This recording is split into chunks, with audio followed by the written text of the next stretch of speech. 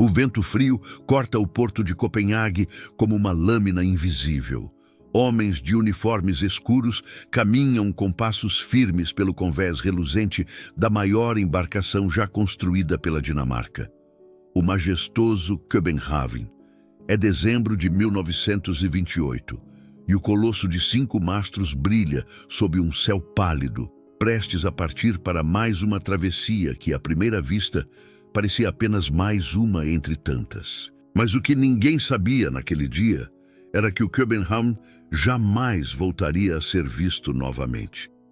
Enquanto o som das sirenes ecoa pela baía, marinheiros acenam para familiares e civis curiosos. Alguns anotam as últimas palavras em diários, outros fitam o horizonte com um misto de orgulho e apreensão.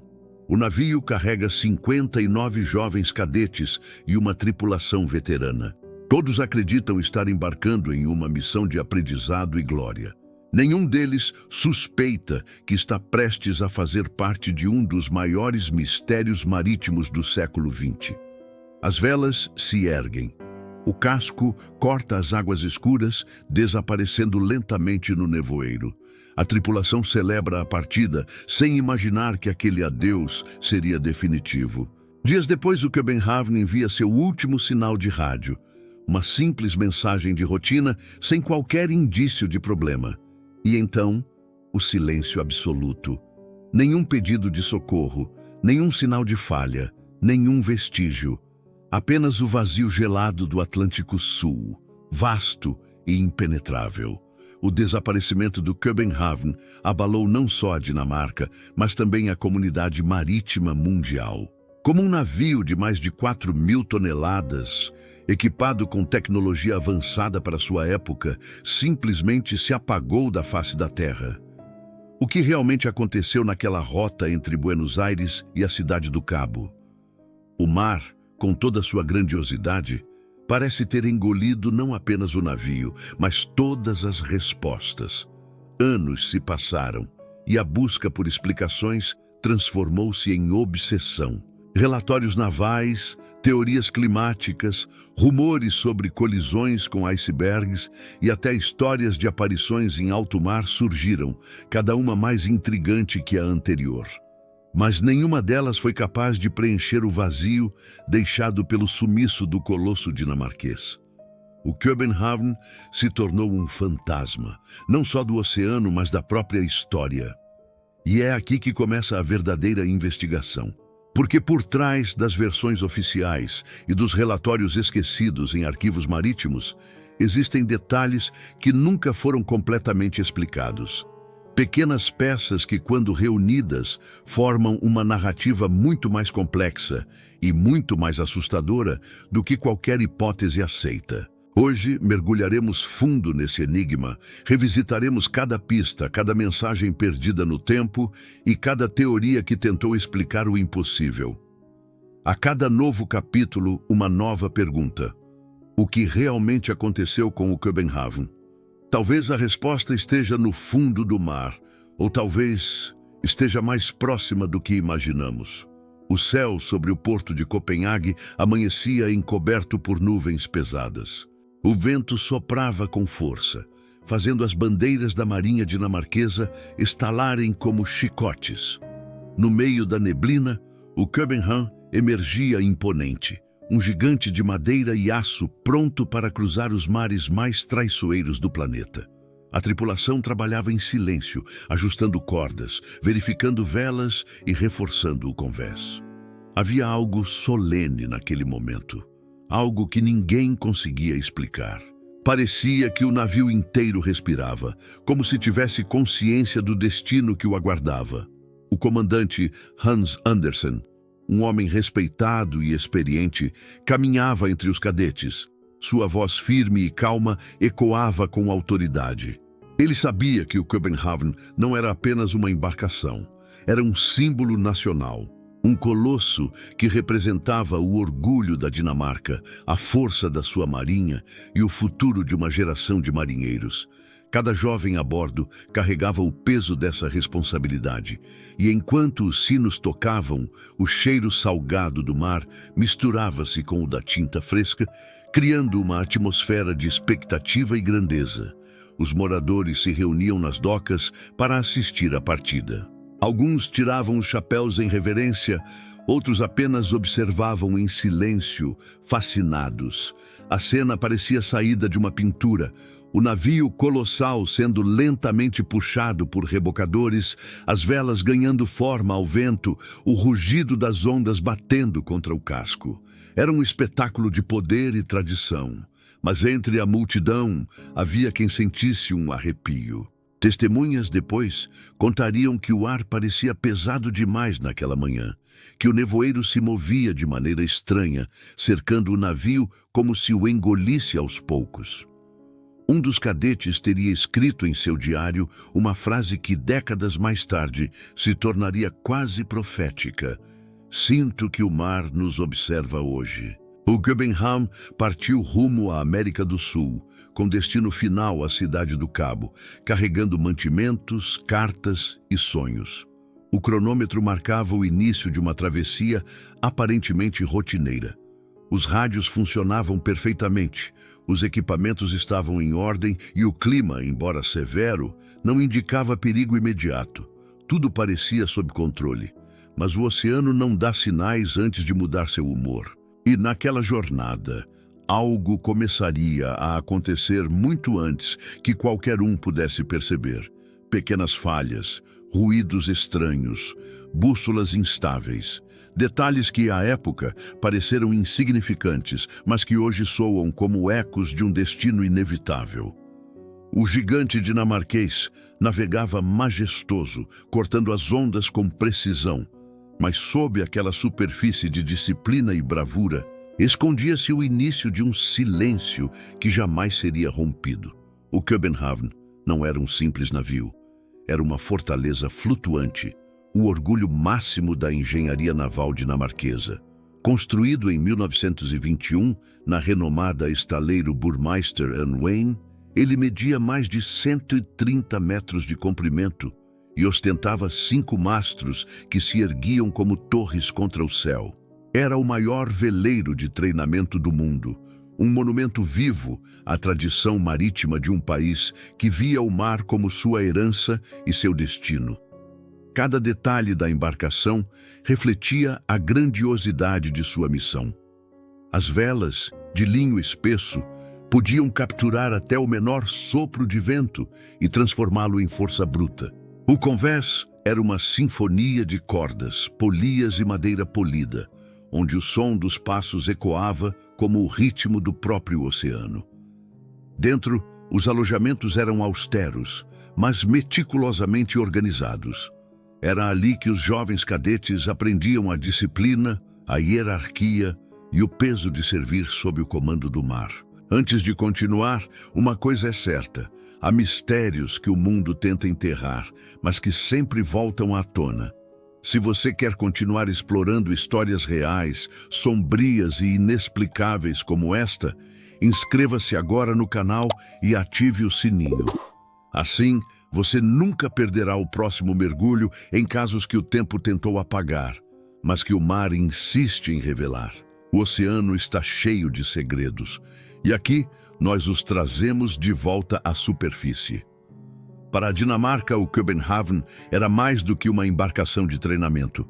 Era um símbolo nacional, uma demonstração ao mundo de que, mesmo em tempos de modernização e motores a vapor, o país ainda dominava a arte ancestral da navegação à vela. Cada expedição era uma declaração de identidade, cada travessia uma afirmação de que o espírito dos vikings ainda pulsava nas veias daquele povo. O navio possuía tecnologia avançada para sua época. Um sistema de comunicações por rádio eficiente, instrumentos de navegação de última geração e uma tripulação experiente garantiam segurança em qualquer mar. Era, em teoria, inquebrável. Mas o mar, como sempre, não se curva diante da lógica humana. Enquanto o Köbenhavn cortava as ondas do Atlântico, sua imponência chamava a atenção em todos os portos por onde passava. Marinheiros estrangeiros se aproximavam apenas para contemplar sua estrutura colossal. Muitos diziam que ele parecia invencível, uma criatura viva feita de madeira e aço. Porém, ironicamente, essa mesma confiança na sua grandiosidade seria a razão pela qual seu desaparecimento se tornaria tão incompreensível. Porque quando um barco pequeno some, o mundo entende. Mas quando um titã dos mares desaparece sem deixar um único fragmento, algo muito maior está em jogo. E é nesse ponto que o mistério começa a ganhar forma, quando o impossível desafia a razão e o orgulho nacional se transforma em silêncio. O oceano estava calmo quando Köbenhavn enviou seu último sinal de rádio. A mensagem, datada de 21 de dezembro de 1928, era rotineira, quase banal. O comandante informava posição e progresso, tudo seguindo dentro da normalidade. Depois disso, apenas o silêncio. Um silêncio que se estenderia por décadas, ecoando entre as ondas como um sussurro sem resposta. Nos primeiros dias após o contato, ninguém se alarmou. O rádio marítimo da época sofria com interferências frequentes e tempestades podiam interromper transmissões por horas. Mas quando o tempo passou e nenhum novo sinal chegou, a inquietação começou a crescer. O Köbenhavn, que deveria ter alcançado Buenos Aires em poucas semanas, parecia ter se dissolvido no horizonte. As famílias aguardavam notícias com o coração apertado. Cartas começaram a circular, os jornais publicavam especulações e as autoridades marítimas mantinham uma esperança contida. Até que as semanas se transformaram em meses. E o nome Köbenhavn passou a ser sinônimo de dúvida e medo. O mar, tão vasto quanto imprevisível, é um mestre em guardar segredos. Nenhum destroço, nenhum corpo, nenhum vestígio flutuando sobre as águas. Era como se a embarcação inteira tivesse sido engolida por uma camada invisível do oceano. Alguns relatórios de navios próximos afirmaram ter visto luzes distantes, vagas silhuetas na neblina, ou escutado sons que pareciam vir do nada. Mas nenhum desses relatos pôde ser confirmado. Entre os oficiais dinamarqueses, a angústia se misturava à perplexidade. Como poderia um navio tão bem preparado desaparecer sem emitir sequer um pedido de socorro? Nenhum indício de falha técnica, nenhuma anomalia detectada. Apenas um corte abrupto nas comunicações, como se o tempo tivesse parado para aquele navio. Os mais racionais falavam em tempestades repentinas, colapsos estruturais, colisões com icebergs. Já outros, especialmente marinheiros mais antigos, murmuravam que certas áreas do oceano não pertencem à lógica dos homens, que há pontos no mapa onde o mar se cala e leva consigo tudo o que ousa atravessá-lo. O silêncio do Köbenhavn não foi apenas a ausência de som, foi uma ferida aberta na história marítima, um vazio que ninguém conseguiu preencher. E quanto mais os dias passavam, mais esse silêncio se tornava ensurdecedor. Mas o que viria a seguir tornaria o mistério ainda mais sombrio, quando o mar decidiu devolver respostas, sem sentido algum. O Atlântico Sul é um território que inspira tanto beleza quanto temor. Suas correntes imprevisíveis, tempestades repentinas e ventos cortantes são capazes de transformar uma travessia tranquila em um pesadelo sem aviso prévio. Foi nesse vasto abismo azul que o Köbenhavn se perdeu. E quando as autoridades marítimas perceberam que algo estava terrivelmente errado, já era tarde demais. Navios mercantes e embarcações militares foram enviados para rastrear a rota provável do veleiro. Nenhum deles encontrou sinal de destroços. Nenhuma mancha de óleo, nenhuma tábua, nenhum bote salva-vidas. Era como se o mar tivesse engolido o colosso e digerido cada fragmento. Para muitos, a ausência de qualquer evidência era o aspecto mais aterrorizante do caso, porque o oceano costuma devolver corpos, destroços, fragmentos, mas dessa vez ele não devolveu nada. Relatórios meteorológicos da época indicam que o navio poderia ter enfrentado tempestades violentas próximas à rota para Buenos Aires. Ventos de mais de 100 km por hora, ondas que superavam 15 metros de altura, o suficiente para desintegrar embarcações inteiras.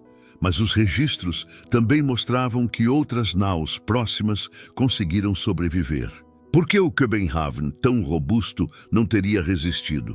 Alguns investigadores sugeriram a hipótese de colisão com um iceberg, teoria sustentada pelo fato de que o navio navegava em latitudes onde essas formações eram comuns. No entanto, mesmo um impacto dessa magnitude deixaria vestígios, e o mar continuava mudo. A tripulação de um cargueiro norueguês relatou ter visto, semanas depois, um navio de 5 mastros navegando sem rumo, com as velas parcialmente rasgadas. Tentaram se aproximar, mas o nevoeiro espesso tornou a visão impossível. Quando a névoa se dissipou, o navio havia desaparecido. Teria sido o fantasma do Köbenhavn ou apenas uma miragem nas águas traiçoeiras do sul? As investigações oficiais acabaram sendo arquivadas, com mais perguntas do que respostas. Nenhum registro conclusivo, nenhuma teoria sólida. Apenas o eco de um mistério que desafiava a lógica e o tempo. O mar, dizem os velhos marinheiros, é um cemitério sem cruzes. E o Köbenhavn, com seus 59 tripulantes, passou a fazer parte desse cemitério invisível, condenado a vagar nas memórias daqueles que ainda tentavam entender o inexplicável. Mas nem tudo foi esquecido. Décadas depois, algo inquietante viria à tona. Fragmentos de correspondências pessoais, escritas antes da partida, revelando sentimentos e presságios que soam, hoje, como avisos silenciosos. Em meio ao caos e à incerteza que o desaparecimento do Köbenhavn deixou para trás, algo inesperado começou a emergir, não das águas, mas do passado. Cartas antigas, preservadas por famílias e arquivadas em instituições navais, revelaram um retrato íntimo dos homens que embarcaram naquela travessia.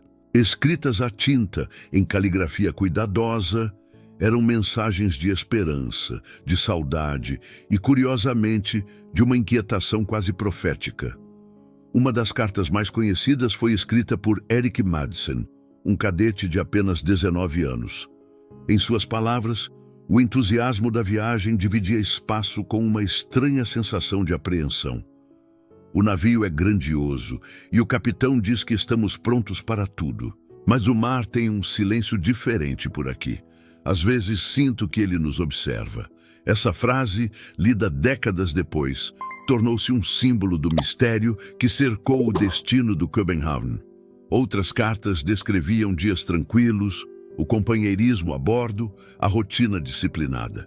Mas entre linhas de otimismo surgiam pequenas notas de desconforto. Um dos oficiais mencionava ruídos metálicos durante a noite, como se algo estivesse se movendo dentro do casco. Outro relatava bússolas que giravam sozinhas, sem razão aparente. São detalhes que, isoladamente, pareceriam irrelevantes, mas que juntos formam um mosaico inquietante. As famílias que receberam essas mensagens só as abriram semanas depois do desaparecimento. O que antes era esperança transformou-se em dor silenciosa. Ler aquelas palavras passou a ser como conversar com vozes presas no tempo. Lembranças que nunca teriam continuação. Cada carta se tornou uma espécie de epitáfio, escrito por mãos vivas que o mar apagou. Anos mais tarde, pesquisadores e historiadores marítimos analisaram esses escritos em busca de pistas. As referências a falhas nos instrumentos, mudanças bruscas de temperatura e sensação de isolamento excessivo levaram alguns a crer que o navio poderia ter enfrentado anomalias atmosféricas severas. Talvez até fenômenos elétricos raros como bolas de fogo marinhas, descargas que confundem bússolas e interferem em rádios. Mas havia algo mais profundo nas cartas, algo que transcendia o físico. Uma melancolia coletiva, como se a tripulação pressentisse que estava navegando rumo a algo que não pertencia mais a este mundo. E talvez estivesse. Porque algumas semanas após a última mensagem confirmada do navio, uma transmissão inesperada foi captada por uma embarcação distante. E o nome que ecoou na frequência fez o coração dos operadores congelar. Köbenhavn. Foi no início de janeiro de 1929, quando quase todas as esperanças já haviam se apagado, que um episódio inesperado reacendeu o mistério. Um navio norueguês, navegando próximo à rota onde o Köbenhavn deveria estar, registrou algo que até hoje divide historiadores e especialistas em comunicações marítimas. Em meio à estática do rádio, uma voz cortou o ruído do éter. Breve, distorcida, quase irreconhecível, mas clara o suficiente para causar calafrios. A transmissão dizia apenas: Köbenhavn, precisamos. E então, silêncio. Os operadores tentaram responder. Ajustaram frequências, realinharam antenas, insistiram por horas. Nenhuma resposta veio. O capitão do navio anotou o ocorrido em seu diário de bordo, descrevendo o tom da voz como humano, mas estranho, como se ecoasse de muito longe. O registro foi posteriormente confirmado por outras embarcações que afirmaram ter captado ruídos semelhantes naquela mesma noite, na mesma faixa de frequência do Köbenhavn. Quando a notícia chegou às autoridades dinamarquesas, o alvoroço foi imediato. A Marinha ordenou uma nova busca ao longo da rota estimada, mas novamente o oceano permaneceu mudo. Nenhum rastro, nenhum indício. A transmissão nunca se repetiu. Décadas depois, engenheiros de rádio e estudiosos tentaram decifrar o fenômeno. Alguns afirmaram que poderia ter sido uma reflexão atmosférica, um tipo de eco que faz sinais antigos viajarem por longas distâncias e voltarem a ser detectados dias, até semanas depois. Outros sustentaram que o som poderia ter sido uma interferência de outra embarcação, coincidentemente transmitindo na mesma frequência. Mas nada explicava o fato de que o nome Köbenhavn foi nitidamente reconhecido e que ninguém mais utilizava aquele código desde o desaparecimento. Os mais céticos encerraram o caso como uma confusão técnica, mas os marinheiros, acostumados com os mistérios do mar, contavam outra história. Diziam que às vezes o oceano fala e que certas vozes se recusam a desaparecer completamente. Que há transmissões que não pertencem nem ao presente, nem ao passado. Ecos perdidos entre o tempo e o vento. A lenda da mensagem fantasma passou a fazer parte do folclore naval, recontada em tavernas, escolas náuticas e museus. Para alguns, foi o último pedido de socorro de um navio moribundo. Para outros, apenas o mar repetindo a própria dor. Mas se a mensagem era um grito vindo de um lugar além do alcance humano, que tipo de força poderia mantê-la viva no ar por tanto tempo? A resposta talvez esteja onde o tempo e o espaço parecem se dissolver, nas regiões do oceano onde o impossível se torna cotidiano. Existem lugares no oceano onde as bússolas enlouquecem, as correntes mudam de direção sem aviso, e o horizonte parece se curvar sobre si mesmo. Regiões em que o tempo perde forma e o mar se transforma em um espelho distorcido da realidade. Muitos marinheiros antigos juravam que essas zonas, conhecidas por alguns como os portais silenciosos do Atlântico, não seguem as leis que governam o resto do mundo. É para uma dessas áreas que muitos acreditam que o Köbenhavn tenha sido atraído. Os registros de rota indicam que o navio navegava em uma faixa de oceano, marcada por anomalias magnéticas, próximas a correntes poderosas que cruzam o Atlântico Sul. Os instrumentos podiam falhar, as bússolas giravam sem controle e as estrelas desapareciam sob uma névoa luminosa. Há relatos posteriores ao desaparecimento de tripulações que afirmaram ter visto luzes azuladas no mar. Fenômenos que alguns descrevem como fogo de Santelmo, mas que outros juram ser algo diferente, algo que o olhar humano não compreende.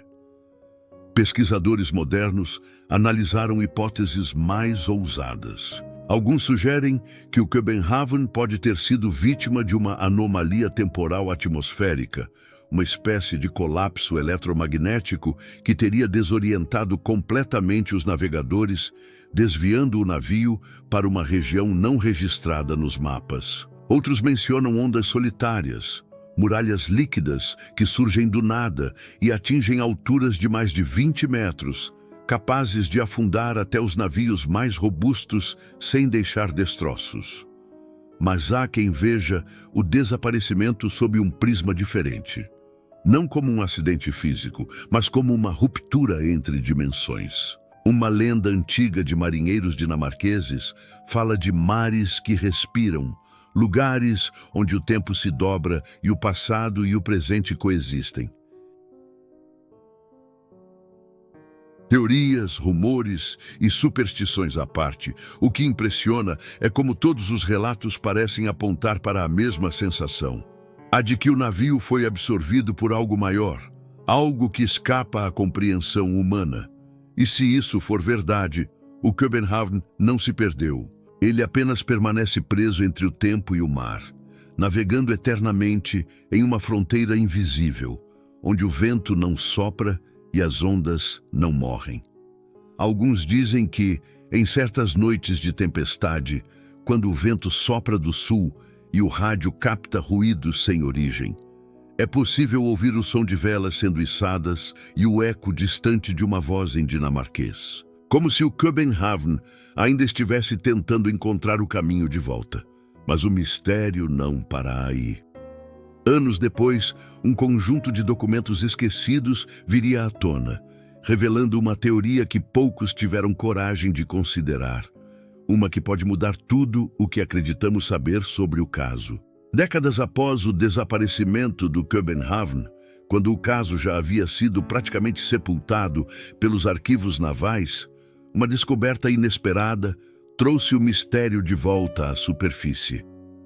Em um depósito esquecido da Marinha Real dinamarquesa, um conjunto de documentos de navegação e registros de bordo foi encontrado durante a digitalização de arquivos históricos. Esses papéis, datados de 1928, nunca haviam sido oficialmente catalogados, e o que revelavam era, no mínimo, perturbador. Entre as páginas havia cópias de mensagens de rádio não divulgadas, enviadas por navios mercantes argentinos e uruguaios, que afirmaram ter detectado sinais de interferência pouco antes do desaparecimento. O curioso é que as coordenadas citadas nas transmissões não correspondiam à rota original do Köbenhavn. Ele parecia ter desviado centenas de quilômetros para o leste, em direção a uma zona de mar aberto onde nenhum navio teria motivo para navegar. Mais inquietante ainda, um desses registros mencionava uma avistagem não confirmada.